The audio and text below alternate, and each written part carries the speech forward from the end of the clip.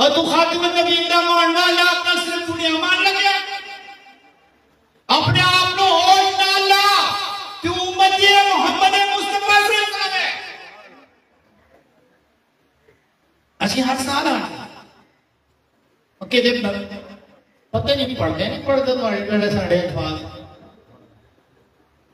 इनके तुसी कहानियां सुनने वाले हो कोई बेहतरीन अल्फाज नाल सुनाने कोई सुना दे तो जन्नत की बशीर सुना दे ठीक है और भैया असी फकीर ने जन्नत ऐवी नहीं पढ़ती ये तुसा दुरूद शरीफ पढ़ लो जन्नत मिल गई तुसा कलमा पढ़ लो दुरूद शरीफ मिल गई ऐवी नहीं पढ़ती अल्लाह कह रहा यहसबुल्लज़ीना आमनू यदखुलुल जन्नह ऐ मुसलमान तू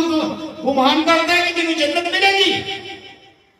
अगर जन्नत इतनी आसान थी तो सहाबा ने इतनी तकलीफ उठाने की जरूरत नहीं थी सुभान अल्लाह आराम नाल घर ही बैठे रहते जन्नत ही लूड़ो शादी थी पत्थरों के पेड़ बांधने की दौड़ नहीं सी हिजरत करने की दौड़ नहीं सी अपने भाइयों के सामने लड़ने की खड़े हो गए जी क्यों तो लौड़ सी सानू आसानी का इस्लाम मिले तो असं कहते जी अस जन्नत ही हो गए